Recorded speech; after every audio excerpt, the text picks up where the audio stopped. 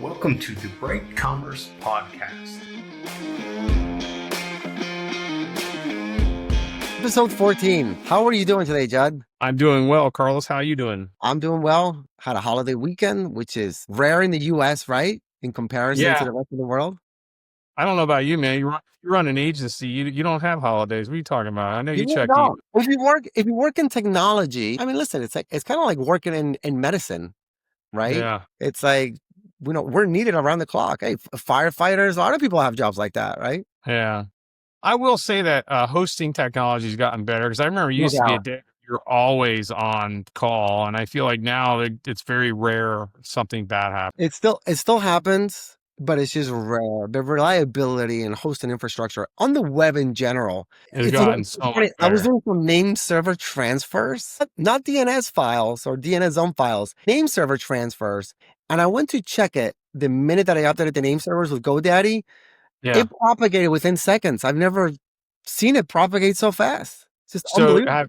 So I moved at least 40 domains for myself from GoDaddy to Cloudflare. I saved probably about 80% to 70% now on my domain renewals by going to Cloudflare. Well, you mean your registrar is Cloudflare now? Moved it. It was easy. You know what? Well, so it wasn't easy. My system admin moved it, but it seemed, well, he makes everything look easy, but it did everything. And yeah, I saved now about 70, 80%, I believe. Yeah, moving name servers is one thing. Moving registrars, it's a bit of a process, right? Because you got to unlock the domain, get the code over. It was a pain. It was a pain, but he did. I don't know how many times he's done it, but for me, this was the first time, and he did a fantastic job. I've done it a gajillion times because a lot of times we consolidate clients, and I was heavily involved with domain names in my other jobs, so I don't want to say I know it inside out, but I know it pretty well. So that I have a whole process of doing it. I usually do name servers first, and then I do registrar transfers because there's a limbo period of like 2-3 days where you don't control it. So if you screw up your name servers, you could be in trouble. Oh yeah, and the site might go down. But the thing is, everybody's moving their control of the name servers to Cloudflare because they're using Cloudflare for all their services. So I was like, if they have domain registrar, why am I still at GoDaddy, but I'm allowing Cloudflare? It just didn't make any sense. It's like, Cloudflare is like, yeah, it's cheaper. Just come to us for everything. I'm like, I'm sold. Because I get nothing to GoDaddy as props. I mean, they've always been a good domain registrar. They got their place, man. GoDaddy's got their place, I'm saying for me, like, there's nothing there to stay as a customer. I'm not saying they don't do things well. I don't know. Like I still encourage my customers to get domain names through GoDaddy and email accounts. Email accounts. So I'd rather say Microsoft 360 or Gmail suites. Well, that's what GoDaddy does. GoDaddy does Microsoft. That's all they touch now. Oh, is it making it easier? Well, it's just easy for them to manage. It's easy for them to have it built from a single standpoint or a single interface kind of thing. But yeah, I got you. That sounds good. I mean, I at one point that was my fallback, but Gmail suites was awesome. But even with Google, they raised their prices too. It's like it's hard to find good email. Like I'd use Microsoft suites myself directly from Microsoft versus GoDaddy. But if GoDaddy makes it easier, more power to them and the people using them. Because I would tell them to do that before Gmail suites now. Because it's now known as Google Workspace. It used to be G Suite. That's what they used to call it. Now it's Google Workspace. Moving from G, you got them out of there. Yeah. I can't go to them after I've been working on G Suite for so long or Google Workspace. So that's another one. I saved a lot of money like every month. That was the thing, like $800 a month I saved, so it's just kind of, but it wasn't worth it. Like, honestly. So I still have, I still have account for myself in Gmail Workspace because it's attached to like hundreds of Google Analytics. All that stuff. So they still got me locked in. Yeah. And my team hates me because I'll still use it while they're still having to use OneDrive. They're like, Judd, why are you still sending us a Google Drive link? I mean, because I can. Google Drive, yeah. Listen, at the end of the day, it all pretty much works the same. It's iOS versus Android, Yeah. At the end of the day, it's like head to head. All right, today we're talking about a very interesting topic. It revolves around security, personal security, right? It's actually called, or our title is server-side tracking and why it's important for you, meaning your business, for your website. If you're running a campaign, this is vital today. And absolutely. just to give a little bit of background on why we do server-side tracking when we run a campaign or anytime we want to get any metrics on our website, I think we sort of have to thank Apple for this one, right? As we have to thank Apple for many things they kill over the years. Yeah. I think Apple was like the first Apple, device. well, I think also during like the 2016 or 2020, like those elections and all the little privacy things that they have kind of violated and did between ads and things really got put Facebook, Google like in the hot seat for Yeah, I think advertising. Meta really got put on the hot seat Yes. for that one. So basically they're not allowed to take private personal data from visitors from other people's websites. So they to I think offload that legal responsibility, they put it on the actual site owner to collect visitor data that will be stored in a server that then they can access for their machine learning and all that stuff to make ads better. So I think it's a multitude of things, but yeah, I think both privacy policies got really strict, as well as, like you said, Apple on top of it too. Well, Apple used to pass over cookie data to other apps, and then they stopped doing that. Well, yeah, that's a whole nother, yeah. Well, I was saying they're kind of like the pioneers. Well, I shouldn't say they were the pioneers, but they definitely made a big dent when users were getting prompted, do you want to share information from other apps? Most clients are going to say no, or most customers are going to say no. They don't know. So outside of both what we're talking about here, like Amazon or what do you call it? Prime, the Fire Stick, for example, or even Apple TV. Do you turn off personalized stuff? Because I don't want them knowing what I do or watch. I don't. I welcome it. Yeah, I turn it off. So that's another thing. Like even those devices and those things that have data that you're doing now, it's automatically on. But I think somewhere along the lines in the setup, they have to tell you, hey, we're tracking. Here's our privacy policy. Right. No, I welcome it. I'll tell you why. As a consumer, when I'm in the marketplace for a particular product or service, I want to get retargeted by other companies that I don't know about. Well, that's what happens though. They do retarget you. Like they sell your data. Right. And I want that. It's making my life easier. Yeah, I guess. Think about it. If I'm in the market for a car, they know that I'm maybe looking for I don't know, 4-door sedan. So I'm going to have other companies reach out to me and say, hey, ours is better and here's why. And we actually have a promo. Yeah, I'm still going to get ads on the web. Might as well be relevant to me. And I think they still use it anyway without us even knowing. So like, what's the difference? You block it, they still, I think, track it. Like, you know what I mean? Like, it's just like, it's a little, I'm going to say no, but they're like, that's okay. Yeah. Still got it. Yeah. Go to server-side tracking like we're going to talk about here. Go to plan B. Yeah. Another rise or another reason why server-side tracking has become popular or a must is because of the client-side blockers. Yeah. Client-side blockers. More and more people use pop-up blockers, ad blockers on their web browsers. Or cookie consent. Like now in Oregon, I think California, and in the Europe, UN or whatever, not UN. What do you call it? The European Union? The EU. The EU, yeah. EU, sorry. They require now you to have consent.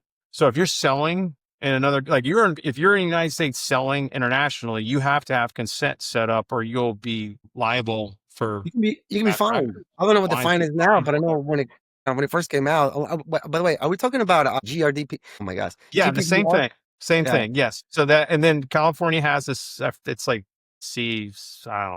I don't know. Anyway, that's a whole nother level too. So even though you have server-side tracking turned on, it's now getting to the point where you're even required to just turn all tracking off. Because that's another thing I do. You probably allow it because you say that, but like I always say no. I don't want them tracking my data. It's me. I don't want that. So, but at least I have an option now where I didn't have an option before. Well, iOS has it built into Safari. Yeah. So it's called like intelligent tracking prevention. Yeah. In some cases, it'll even like VPN you when you're on like public Wi-Fi's and things like that. Yeah. And if you think about it, like this is why server-side tracking itself is so vital with all of this happening where where Google, Facebook, TikTok, they're all making you go towards machine learning type ads, AI ads, more ads that you can't control what it does and what it sends to. It needs data to consume to do better. It's kind of odd. You would think that they would not start taking away all the control you have, because as a PPC manager nowadays, you really just kind of are starting to manage things from an asset perspective and not a campaign perspective. So what I find odd is that now, with privacy being such an issue and consent being an issue and all these things being an issue, it seems like that pool of data they can pull from just keeps getting smaller and smaller and smaller. I'm kind of interested on how that's going to play out, because if they don't have any data at all because the site's not allowing them to track visitors, how is that ad performing well if it's supposed to be machine learning, right? So that's the kind of thing. Going back to like all these issues, that's why it's very imperative that you have server-side tracking set up. So that's for that data. But there you go. Yeah, I just want to pull up this infographic here. It's kind of just showed the users what's happening here, right? So we initially, this is where we were, right? This was basically all your information being stored locally on a cookie, and now we're essentially moving to a container that saves all the information, right? So some kind of server on the cloud that'll save all the information about that particular user, all their behavior, which you then access. By the way, were you ever a Sopranos fan? Yeah. Do you remember the episode when Tony is he's talking to his guys at like, I don't know, one of the places, like the meat market they used to meet at, or the butcher shop. Yeah. And one of them had a laptop. I think it was Silvio. And Tony goes, "Shut that shit off. That cookie shit makes me nervous." Or close that laptop. That cookie shit makes me nervous. It's funny. It's funny, right? This is kind of what we're talking about. Yeah. Which would have nothing to do with the laptop, because honestly, a cookie has nothing to do with the mic or video and the way that they'd be surveillance. Well, that's true. That's very true. Yeah. But anyway, people just always kind of knew that cookies were tracking them and they had personal information. Yeah. It was always kind of out there, and which again, it's true, right? But there's an advantage with cookies too. So I have a diagram that could show you kind of. It's from State. Here, let me do this. Hindsight. So this can kind of, you want me to do? Oh, yeah, go for it. Sure. Okay. Oh, wait. No, not. Whoops. Shit. Window. Boom. All right. You see it? I'm sharing? Okay. So essentially, this is the client side tracking, right? Web content, website server, tags, go directly to analytics, ads, and everything. So what happened was everything had to go to server side tracking. So you have website content that, page content goes to website server, but the tag manager, the web container, would be communicating with the client. And then there's server tags then that are tracking all the data that's being put into the customer's, I guess you would call it, cloud. And if you're looking for a quick, easy solution to all of this, like check out state.io, this would be the fastest way to set up server-side tracking, because they have the servers already set up. They have pretty much really great documentation, and it's an easy way to do that. But so basically you're adding another, I guess, where your data is going, because you're still your site is still sending the data to Google Analytics to Google, as far as reporting, right? So it's getting that data. But when it comes to the visitor interaction data that Google Ads can pull from, it needs to pull from the actual server container because all the tags are being fired. So you have, let's say you're doing just leads, right? So you have your form lead. Yeah, just to be like, you have a lead gen website is where you're getting at, right? Yeah. So I can show you mine real quick to make this easier to understand. Site container. So you have all your tags, and your tags are going to be all sorts of stuff from Google Analytics, ads, all that stuff, right? You'll have your triggers, which will be whether it's, a form submission, a phone call, somebody, clicks on a phone number, things like that. But it's the variables that have to be set up that really counts. You would be creating a data layer and then a JavaScript that goes with that data layer. It basically will say, here's the form. This is the input ID of the data. Send that to the data layer. And then that's all going to be communicated through a Google Ads tag. So your Google Ad basic tag, for example, is going to take them in the configuration settings and pass all these little things that you could look up and we could provide more information, which I probably shouldn't show that. I'll have to see if we can mute that out, but it shows that information where it's sending. So that's the server that you'll be submitting to, and then you'll have a server container, which is that server. And then here is set up the same kind of way you'll set up using Google to pass that data. So your tags will be, if you have different websites, you could have one server container, which all websites are passing server container. So Google can access now that server for all my brands.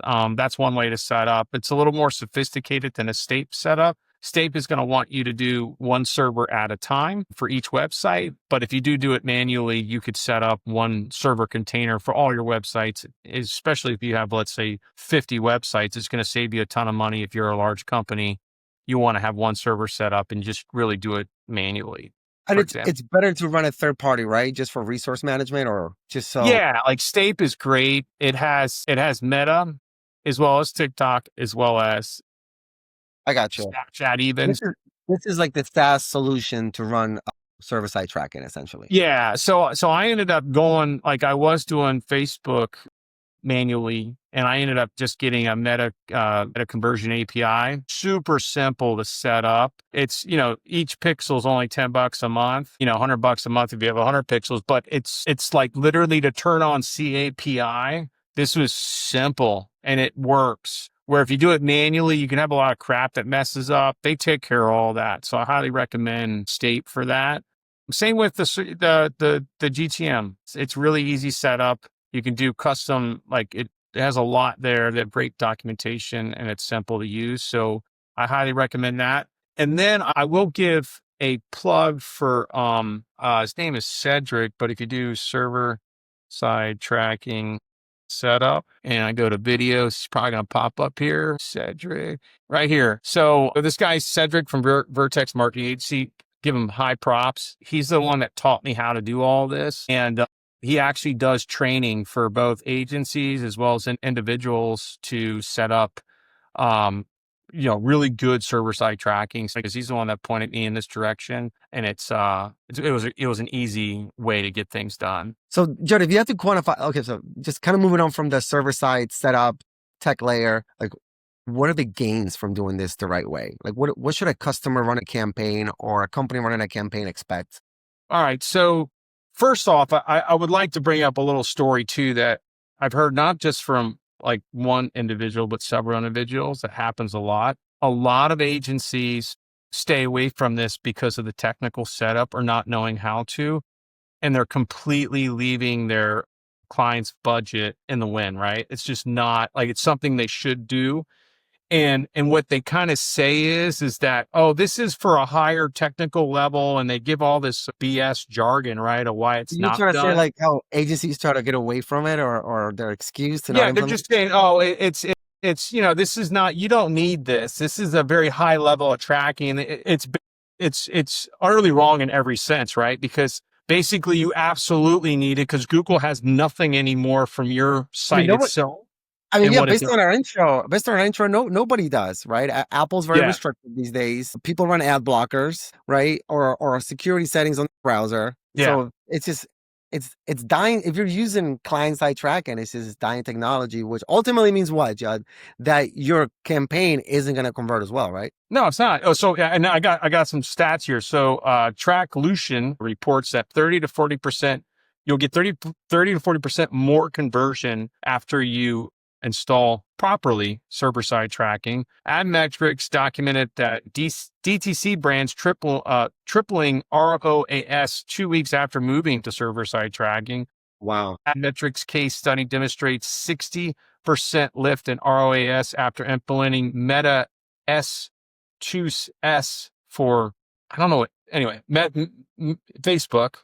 And then Stape, which we just talked about, reported client increases of 22% conversion or 90% data accuracy or 30% more accurate Facebook trackings. It's a must. Yeah, I think there's a significant loss in conversion when you don't do it. Also, it improves attribution significantly. So let's just talk, we have one thing about improving conversions, getting the right data, but I think if you're tracking UTM data in general, you're going to be able to get just better quality tracking in that sense too.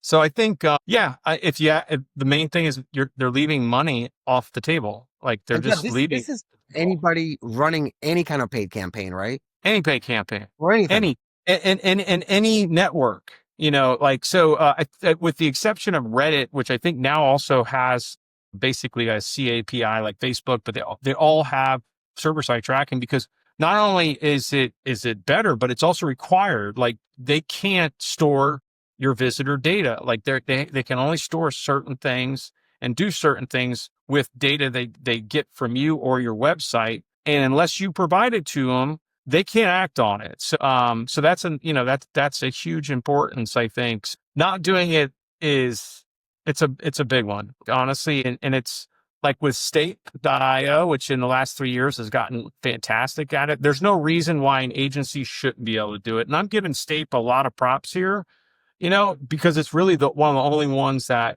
can, and I don't think a lot of people know about it. Even though that we do it manually, I still think if you're a small agency, you want to get into it, there's plenty of information out there, particularly on State's website, that allow you to integrate it within, I would say, an hour. Like if you have a lead gen site, it should take you just an hour to set up through State. That's it. So we're talking like there's no reason, I think. And I think it's just awareness, right? Agencies think it's too hard because you usually have a marketer that doesn't know code. And normal marketers, I'll be honest, like they usually have someone in-house that's an IT kind of guy that does the Google tag management. I say. Like it's still like a market. If you're a marketing person and you're just getting into this field and you want to be that, learn server-side tracking, learn how to manage events tracking, Google Tag Manager.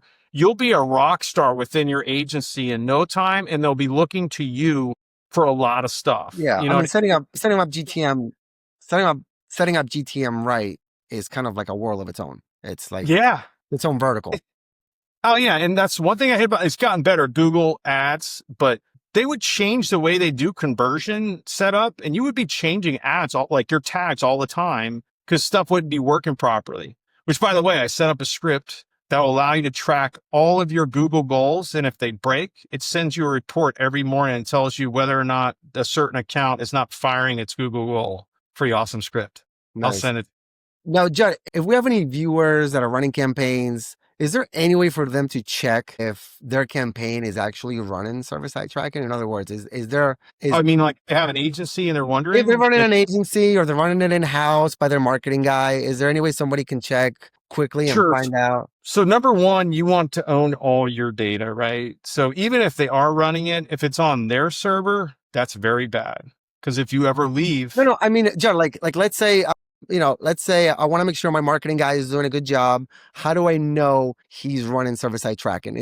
Are there any telltale signs on the website by looking at the code or by looking at Google Tag Manager that's going to tell me in Google Tag Manager, you would have a server container and a website container. So your website container is basically what it's always been. And then you'll have a server container that the website container communicates with.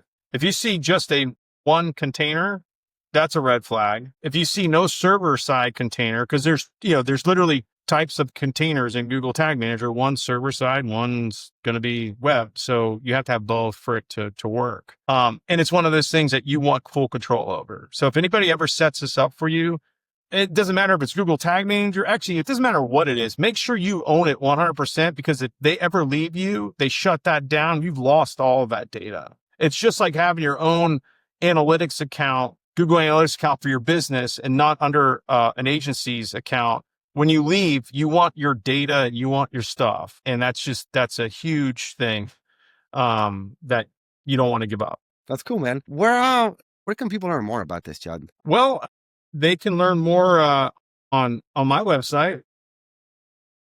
Yeah, I think you got a pretty fancy blog post you put up there, right? I did. I put a fancy blog, but I will put it up on. We'll put something similar on Bright Commerce. It'll be up there when this posts. So you guys will be able to go to our site, to our blog section, and see pretty much everything about server-side tracking, as well as some quick tips about how to set up. Well, there you go, man. You guys heard it from the marketing pro himself when it comes to paid traffic. If you run a campaign, server-side traffic is a must. All right, Judd, I think this is a wrap for today's episode. All right. We'll see you next week. See you next week.